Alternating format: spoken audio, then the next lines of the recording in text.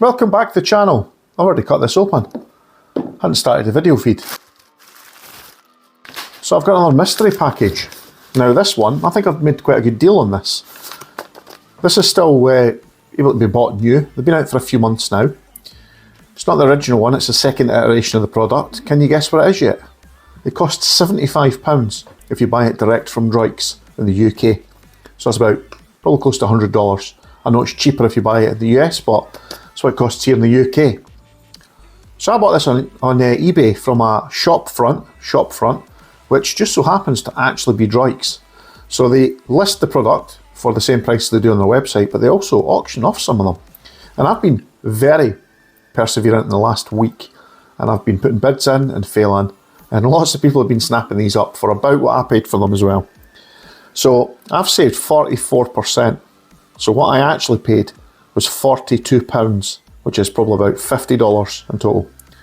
Like I say, this comes not just the device, but the case for the device, a screen protector, and a memory card, I believe. So let's just open it up and see how we go. Now it is packaged different than the main retail shop. And it looks like, although it's advertised as brand new, we just check the listing on eBay. New, brand new, unused, unopened, undamaged, and original packaging, where packaging is applicable. So what I have here, I should have, based on the picture, should have a screen protector, an SD card reader, an SD card, 64 gig apparently, a USB cable, the unit itself, and the case. Now, there isn't any picture showing a box, so maybe it doesn't come with a box. It's not in a box. This is what we've got. A Miyoo Mini Plus. So this video will probably land after I've finished my RetroPie GPI case. I'm still working on that at the moment. I've got the unit working, I'm just setting up the software the way I like it. But I saw this coming up. Now, I paid £35 for my RetroPie or RetroFlag GPI case with a Raspberry Pi in it, and it was broken, I had to fix it. But £35, but only £42 for this. So the question is this better than the GPI case? Now, I'm feeling the answer will be yes. For a start, this should work. It comes with a really nice little snazzy case. It's actually quite a bit smaller than the GPI case. So let's open it up. So I'm going to post a link to the shop front for Droids in the UK that are selling this, because you too could pick one of these up for 44% off. So here we go. So there's a unit inside. We have, indeed, wipes. We have, feels like a little tempered glass screen protector. We have a little card, micro SD card reader. Let's open this up. Where does the card go? And then there. And there's not one in it just now, so I'm going to presume it's in the unit itself. We have a little tiny USB-C cable. That's welcome addition. We have a little instruction harmonica. It actually looks like pretty well written, has to be said. Better than some of the ones I've seen. Quite often they're in very small writing, difficult to make out. That's got some good production quality in it. And the main event right here. Oh, wait a minute, no. Oh, look, 64. So that's going to be really budget. There's no branding at all on that.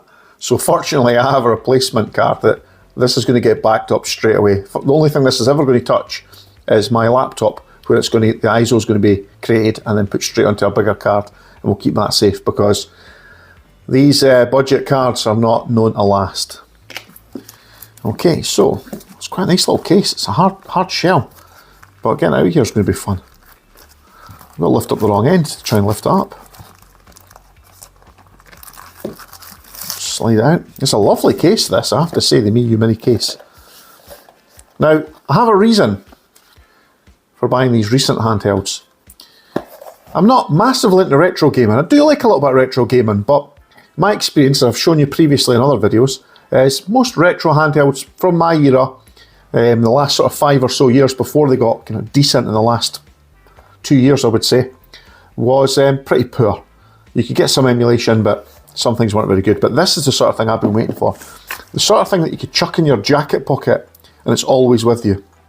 Now I've got a family trip coming up and we will be taking a couple of the more beefy handhelds, or possibly one of the more beefy handhelds. Definitely take the Absolute, that travels with us everywhere. And we'll either take the GPI case or we'll take this, or perhaps, because this is so small, we'll take both. So I picked the Atomic Purple. Would you look at that? What a lovely little thing. It's so much more, well, it's still kind of retro feeling. It looks retro, it's got what looks like a massive screen, but it's so much smaller than the GPI case. Now let's just check. So it's R2 that are in our buttons. I would have liked that if you could have swapped them. You probably can in software. So what I would like is if these R1 and R2 you could swap, because when it sits in my hand, if I'm going to use those buttons, and I've got long fingers, it's going to be way up here. If I hold it, and if I hold it the way I would hold it, my fingers for pressing the buttons are half up the back. But it's quite nice. It's got a removable panel on the back, I believe. See if we can open that up. Yes, got a little pouch cell battery in there, which we can lift out. So replaceable.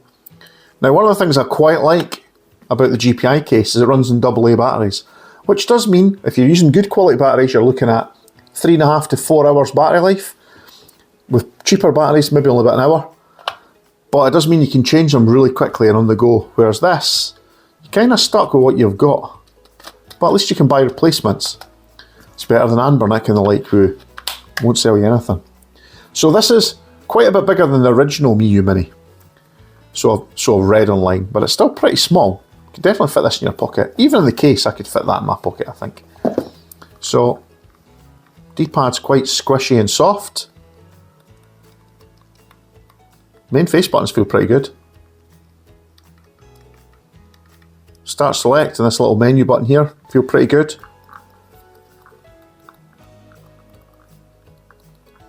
Buttons in the back are really soft as well. D-pad is probably the worst part about it. Can kind of bottom out there. I'm pushing my finger down. It's soft button though. I think I could get used to that pretty quick. So what we're going to do now that I've done the unboxing part of the video, I'm going to cut over to when this terrible little card has been put onto a larger card, and we'll turn it on for the first time and see how we get on. So here we are in part 2. Thanks for sticking around. If you didn't watch part 1, why didn't you watch part 1? So in part 2 we're going to go over how I set this up, because you might find it beneficial to set yours up similarly. So here we are playing a little bit of Advance Wars. I've got it all set up. I'm using Onion OS. So yeah, what did I do to set this up? Well, the first thing I did was I backed up that micro SD, that 64 gig micro SD, because really that was a proper junk micro SD. So what I did was I copied all the contents of it and put them in a folder, but as well as that I also used WinDisk Imager and I made an IMG file, which I'll keep for backup. And then I just put that 64 gig card away, because the last thing I need is to be using that card. But it's there just in case. Then the second thing I did was I downloaded the latest version of Onion OS. You get that from their GitHub page. You just copy the files down and you stick them on a new SD card, just a FAT32 formatted SD card, and then stick it in your Miyoo Mini and turn it on, and it'll just install the custom firmware all by itself.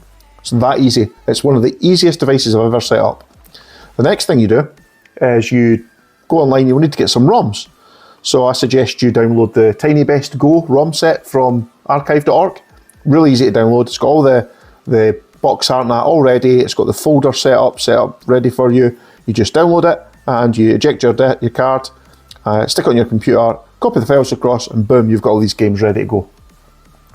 And then the next thing I did was I set up retro achievements, so I'll actually show you how I did that. I'll just go back to the main menu here.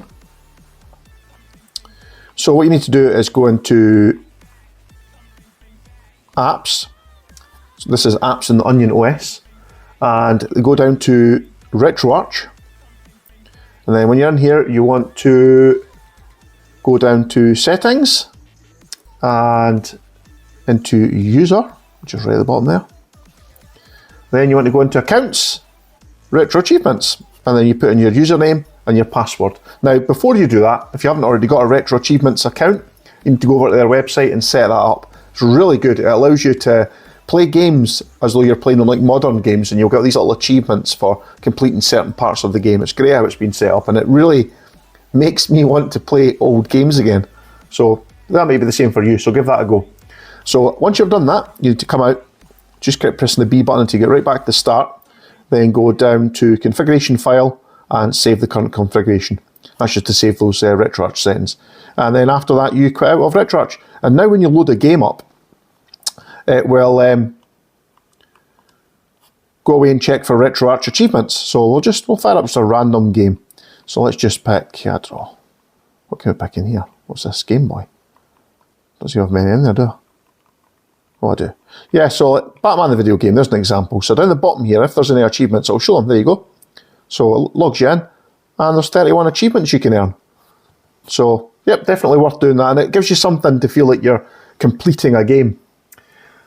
So, and that's basically it. It's that simple. This second part of the video was much shorter than the first part. There's various different button combinations you can use with Onion OS. So I think if you push this button and B, you can change. Is it B? Oh no, it's the button down here. So the menu button and start, you can change the scaling. So we've got integer scaling at 4:3. You can turn it off to the original resolution. You can turn scaling off stretch 4:3.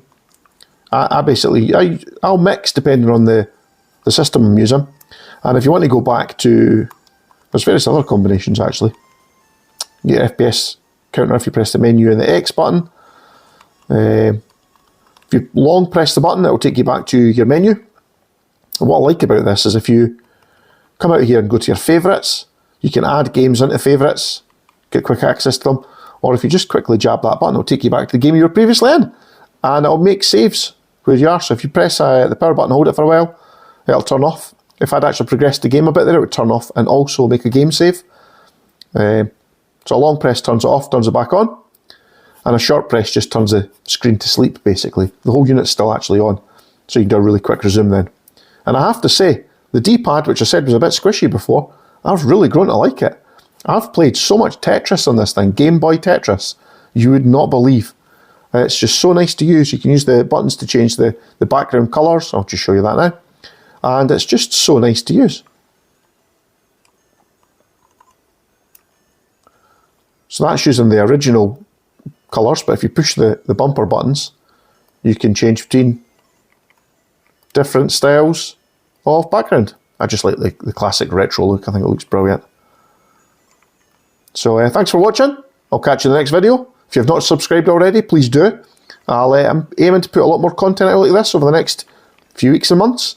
And I have to say, this is going to be my everyday carry. It's going to go in my pocket, this thing, and I'm going to take it everywhere with me.